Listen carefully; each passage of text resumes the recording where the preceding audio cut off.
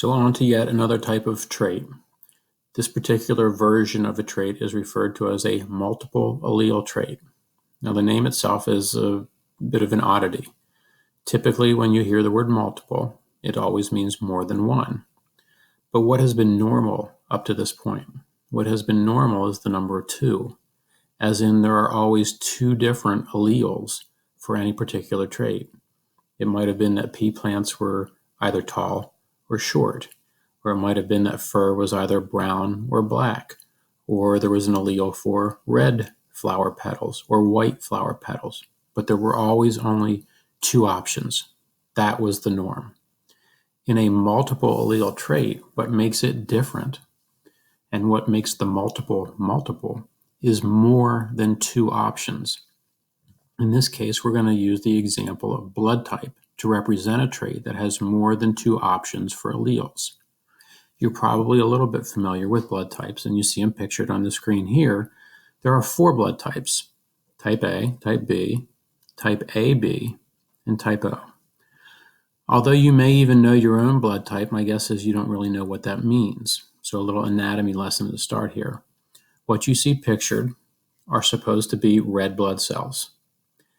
Your red blood cells need to be your red blood cells, and you need to know that they are yours. And the way that you know that they are yours is because there are certain things that are sticking out of the cell membranes of your red blood cells. If you have type A blood, you have what are called A antigens, pictured here in blue, sticking out of your red blood cells. And that's it, A antigens. If you have type B blood, well, you have something different sticking out of your red blood cells. You have B antigens instead, represented here by these yellow jaggedy shaped things. If you have type AB blood, you have both the A antigens, pictured in blue, and the B antigens, pictured in yellow, sticking out of your red blood cells.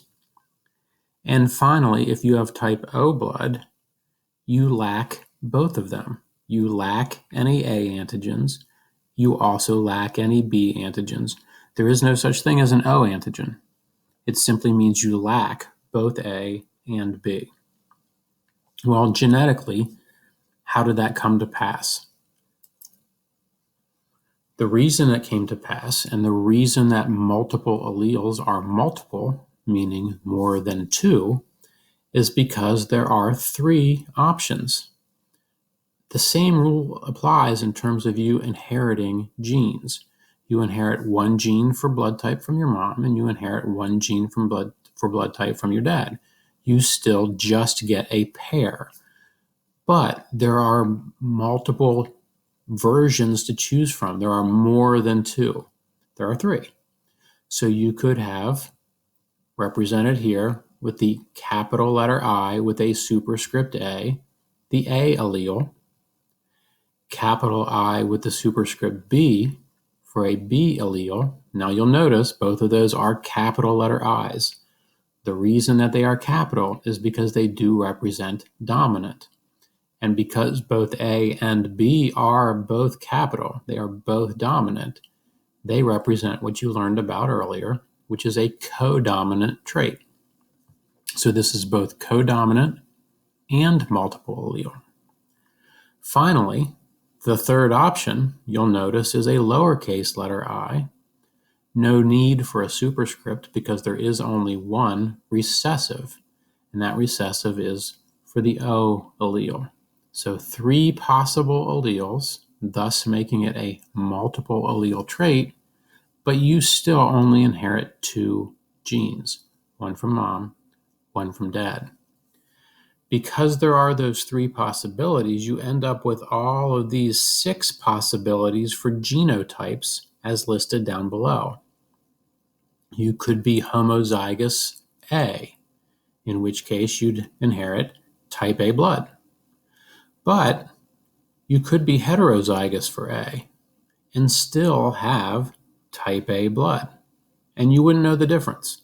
This person with type A isn't any different than this person with type A in terms of their phenotype. They both simply have type A blood.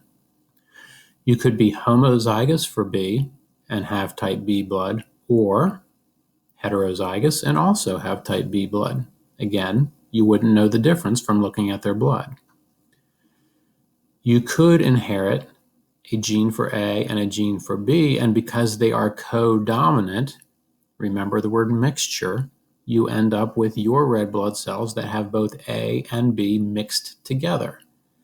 And so you have type AB blood. Or you could be homozygous recessive, 2 alleles for O, and you end up with O blood. So there's 2 ways to get A, there's 2 ways to get B, there's only 1 way to have type AB blood, and there's only 1 way to have type O blood. The square that you can see represented to the right shows an example of a cross in which you have one parent along the top here who has type AB blood. You have another parent along the side that has type O blood, and you simply do what you've learned to do up to this point. Bring down, bring across, bring down, bring across. And you can see, and this is a kind of a unique situation here, you have a parent with AB blood and a parent with O, and you end up with no children that are like either parent. This child would have type A blood. Neither parent has type A blood. Same with this child. This child would have type B blood. Neither parent has type B blood. This child also has type B blood. And so you end up with all of these different possibilities because of that one extra allele. 2 is normal, 3 makes it multiple. And those 3 give you all of these genotype combinations, which potentially end up in a Punnett square.